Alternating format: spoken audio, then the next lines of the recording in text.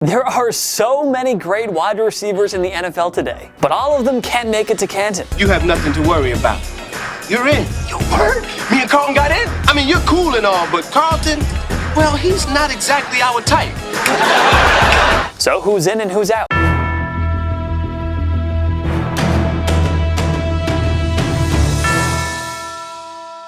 What is going on, guys? Will he or won't he get into the Hall of Fame? It's often one of the most hotly debated questions among NFL fans. Will Philip Rivers get in? How about Eli Manning? We've heard a bunch of names get thrown around in these types of discussions. But this time, we're focusing solely on the wide receiver position as we predict 5 current NFL receivers who will be in the Hall of Fame and 5 who won't. What's going on, guys? Before we start, we just want to let you know about our awesome giveaway at the end of the month, where we'll be giving away $500 cash to 3 lucky subscribers. Consider this our way of giving back to you, the fans of TPS, who make this all possible. To enter into the contest, all you need to do is subscribe and have your notifications on. And you've got to be commenting on our videos regularly throughout the month. So make sure you hit the bell along with liking and commenting on our videos. If you're already subscribed and have notifications on, then all you need to do is like and comment, and you'll be automatically entered into the random draw. Good luck. Number 5, Will. DeAndre Hopkins. Before he got to play with Deshaun Watson in Houston and Kyler Murray in Arizona, DeAndre Hopkins was putting up impressive numbers with some very poor quarterbacks. From Matt Schaub, Case Keenum, Ryan Mallett, and Tom Savage. Just a few of the names that came to mind. Early in your career, you had Matt Schaub, Case Keenum, Ryan Fitzpatrick, Brock Osweiler, Brian Hoyer, Ryan Mallett, TJ Yates, Brandon Weeden,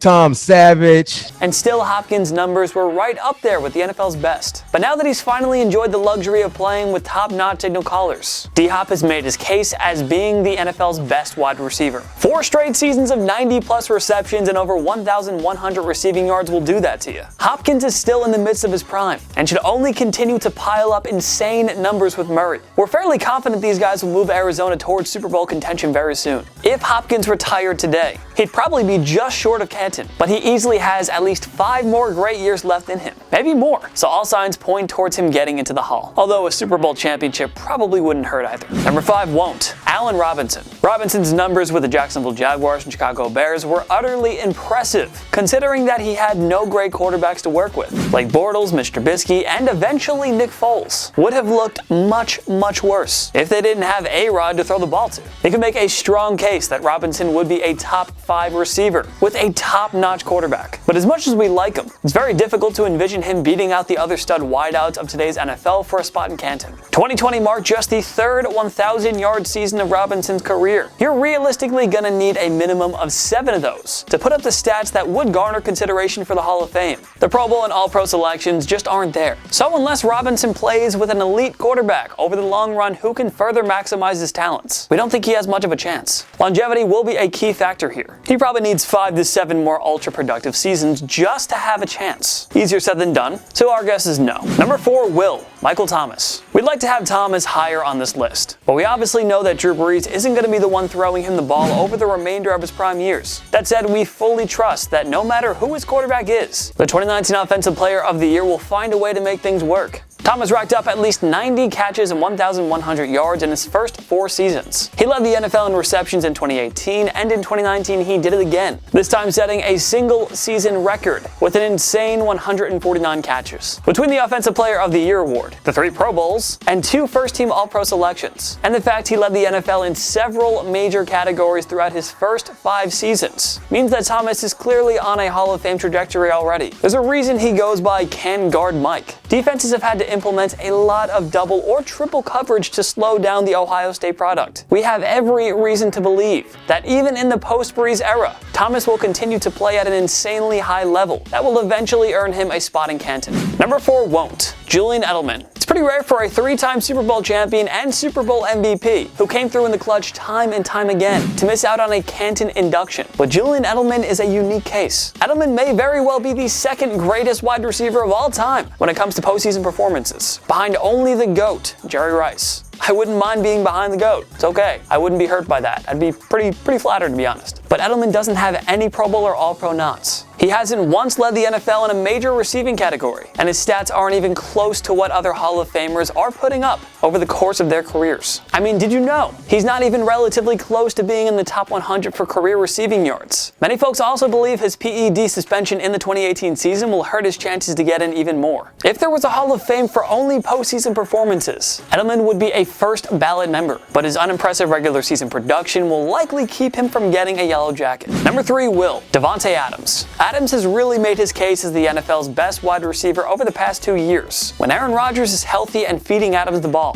few pass catchers are as unstoppable as the Packers wideout. Adams has aced the arts of route running and finding open space in the end zone. He hit double-digit touchdowns in 2016, 2017, 2018, and 2020, even without a solid number 2 sidekick to take some of the attention off of him. The scary thing is Adams only seems to get better each year. He's a key reason why Rodgers won the 3rd MVP award in 2020. And A-Rod's not done. So we have every reason to believe that Adams will continue to put up Hall of Fame-like numbers in Green Bay. Number 3 won't. Adam Thielen. Late bloomers are always great stories in the sporting world. That said, they also face astronomical odds of getting into the Hall of Fame. Longevity is always a key factor after all. Minnesota Vikings wide receiver Adam Thielen is a nice underdog tale. The undrafted Minnesota State product joined his home state team in 2014, though he was largely unproductive in his rookie and sophomore years. Thielen finally broke out in 2016, with 69 receptions for 967 yards and 5 touchdowns. He surpassed the 90 catch and 1,000 yard marks in the ensuing 2017 and 2018 seasons, leading Minnesota to an NFC Championship game. In the former year, injuries wiped out a significant portion of his 2019 season, and rookie Justin Jefferson became Minnesota's new number 1 receiver in 2020. At this point, we aren't sure if Thielen will be a 1,000-yard threat for much longer,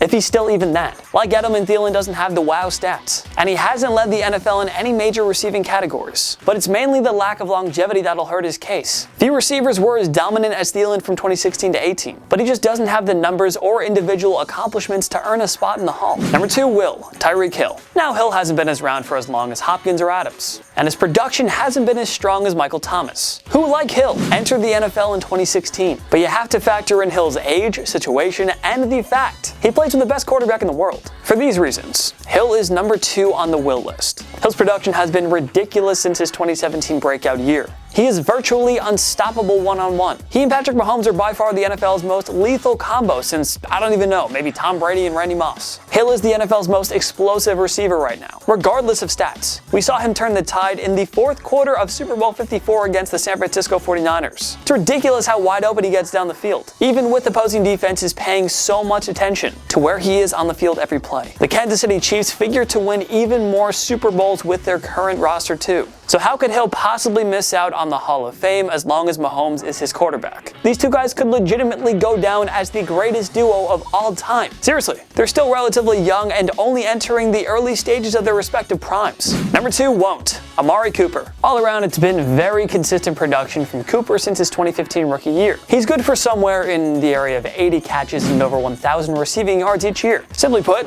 with this former 4th overall pick, you know what you're going to get with him. But as consistent as Cooper is, we can't really say the numbers scream Hall of Fame induction. Also, we have to analyze Cooper's situation here. He's on a Dallas team loaded with great skill position players, including wideout CeeDee Lamb and Michael Gallup, plus Ezekiel Elliott at running back. With so many mouths to feed, it's hard to see how Cooper can continue to put up jaw-dropping numbers in Big D. Cooper's not going to be a league leader in catches or yards, unless he wins like 3 Super Bowls or something. We're just not seeing how he'll get the yellow jacket. Number 1 will, Julio Jones. Out of all the guys on this list, Julio is one player who would still get into the Hall, even if he retired today. Jones checks off basically all the boxes: the stats, the individual accolades, and the longevity. Another factor that the voters consider is whether the player was ever in the top 5 at his position. Well, Jones was arguably the best wide receiver for the past decade, so that answers that question. Jones has led the NFL in receiving yards twice, and Antonio Brown shared the league lead in receptions during the 2015 season. And of course, Jones, who was named to the 2010s All-Decade team, helped the Atlanta Falcons reach Super Bowl 51.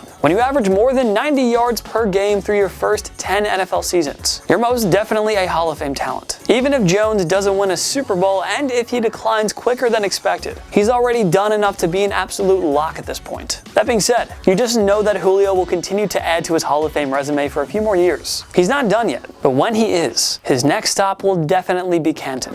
Number 1 won't. Antonio Brown. Over the 5-year stretch from 2014 to 2018, there was practically no denying that Antonio Brown was the NFL's best wide receiver. I mean, he was arguably one of the best offensive players in the entire league at any position. The 4-time first-team All-Pro, led the NFL in receptions during the 2014 and 2015 seasons, and in receiving for the 2014 and 2017 campaigns. He earned a selection to the 2010s All-Decade Team, and helped the Pittsburgh Steelers reach Super Bowl 45 in his rookie year. But Brown's off-the-field behavior is tragic and downright inexcusable. And when Fansided spoke to the Hall of Fame voters about Brown's case in 2019, several of them said they would vote no. It's really hard to ignore all of what Brown did, and countless fans and coaches believed he shouldn't have gotten a second chance in the NFL. You could say controversial wideouts like Terrell Owens and Randy Moss got their second opportunities, but they didn't carry with them the same off-the-field baggage as Brown has accumulated over recent years. The numbers are probably there to help Brown's case, but will they be enough to get the voters to forget about some of his recent run-ins with the law, or the antics he pulled with the Raiders during the 2019 offseason?